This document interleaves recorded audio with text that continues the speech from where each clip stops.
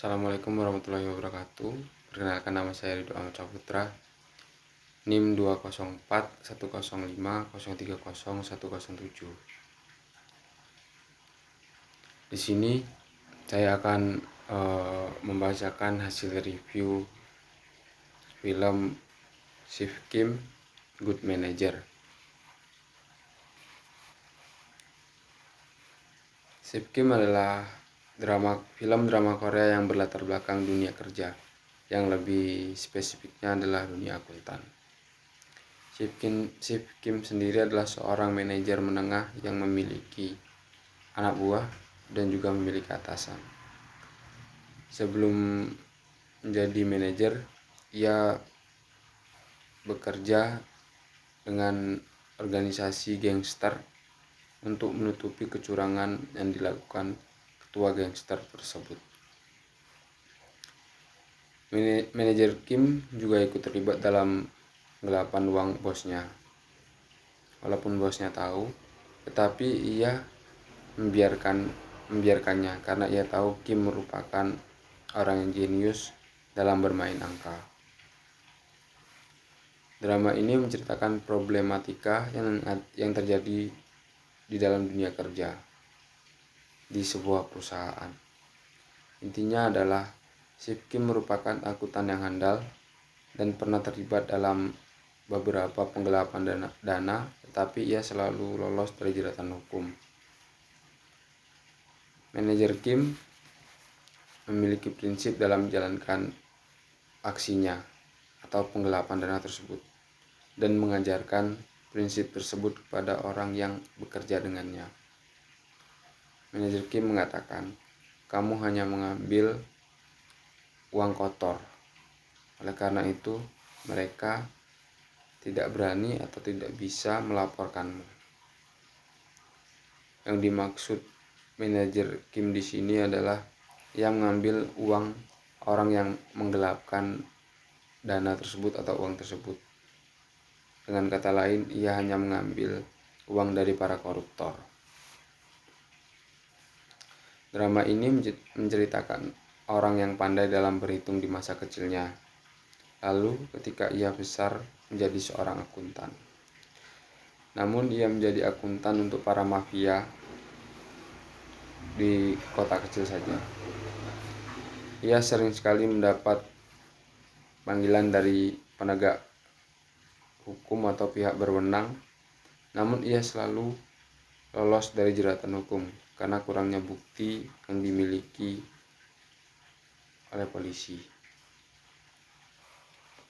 Sampai suatu saat ia membutuhkan uang dan ia melamar di sebuah perusahaan besar yang bernama Teki Group, dan ia diterima di perusahaan tersebut.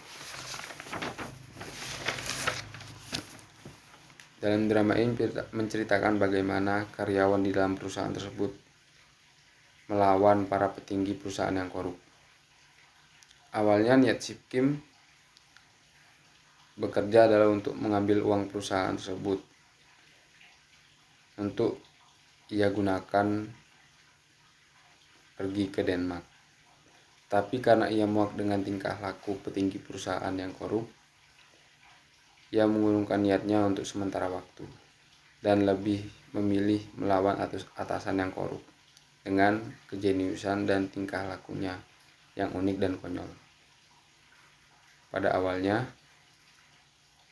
manajer Kim diperintahkan untuk memanipulasi angka-angka yang disembunyikan atasannya, dan ia juga diminta membereskan angka-angka yang telah diaudit, yang diubah dan disembunyikan kebenarannya, di mana atasannya itu memfitnah manajer Lee, seorang akuntan yang digantikan manajer Kim sebelumnya.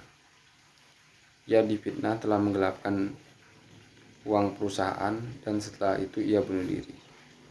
Padahal kenyataannya ia tidak bunuh diri, melainkan dibunuh oleh atasannya tersebut karena takut ia akan membeberkan kebusukannya.